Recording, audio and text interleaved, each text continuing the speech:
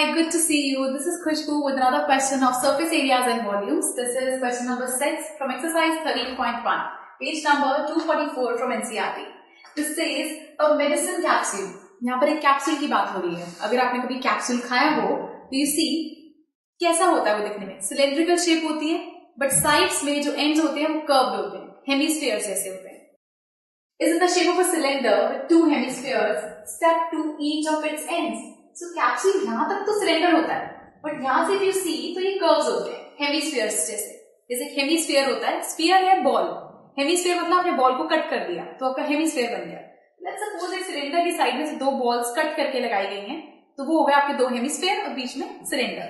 सो इस तरह से बना एक capsule. The length of the entire capsule is 14 millimeters. पूरा कैप्सूल 14 millimeters का है.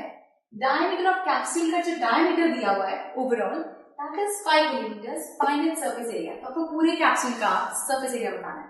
अब first of all पूरी length 14 मीटर है. हमें पता है कि capsule is in the shape of a cylinder.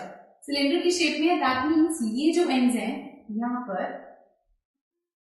cylindrical shape. Somehow like यहाँ पर hemispheres लगे हैं. Same case यहाँ पर कुछ ऐसा है, राइट. हमें कहा गया कि diameter of the capsule is 5 millimetres. Diameter 5 है. दैट मींस ये पूरा पोर्शन भी 5 है, ये पूरा पोर्शन भी 5 है, राइट. बट तुम्हारा रेडियस क्या होगा यहाँ से? जो रेडियस सिलेंडर के लिए वही रेडियस हेमिस्फीयर है स्फेरिकल एंड के लिए. तो रेडियस हो गया यहाँ से 5/2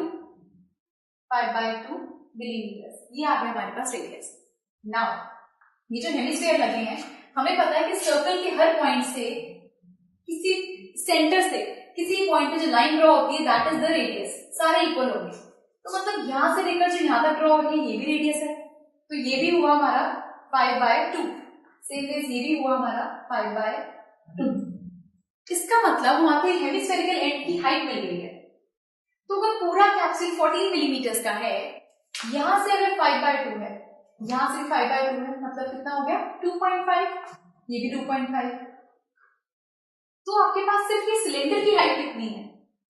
अगर मैं यहां से भी 2.5 माइनस कर दूं, यहां से माइनस कर दूं तो कितना बचा? तो हम सबसे पहले यही निकालेंगे. हाइट ऑफ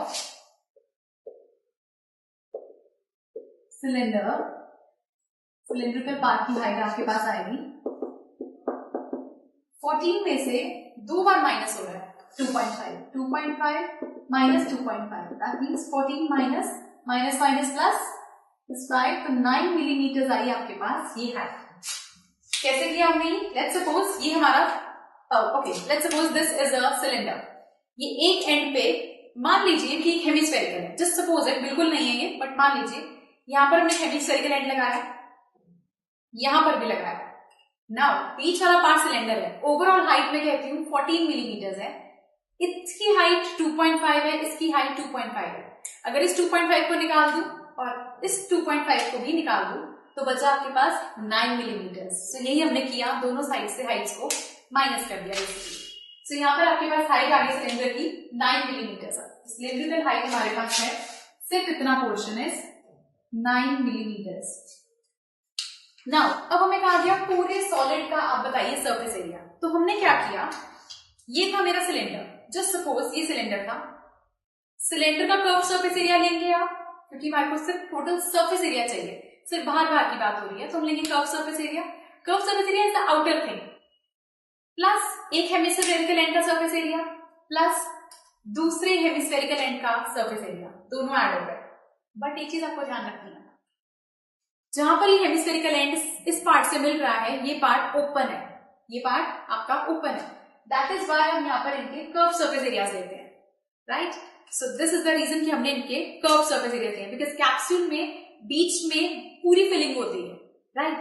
सो बीच में कहीं पार्टीशन नहीं है, कहीं कैप्सूल बीच में से बंद नहीं होता, पूरा अंदर से ओपन होता है कैप्सूल. अंदर आप खोलेंगे तो हेमिस्फेरिकल एंड्स वगैरह पूरा एक ही पार्ट है.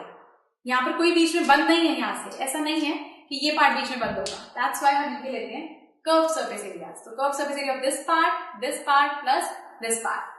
So total surface area is equal to curved surface area of cylinder plus 2 into, क्योंकि दोनों पार्ट सेम है हेमिस्फीयर के, curved surface area of hemispherical part जो दो हेमिस्फेरिकल पार्ट लगे हैं, दो लगे हैं इसलिए मैंने मल्टीप्लाई बाय 2 किया।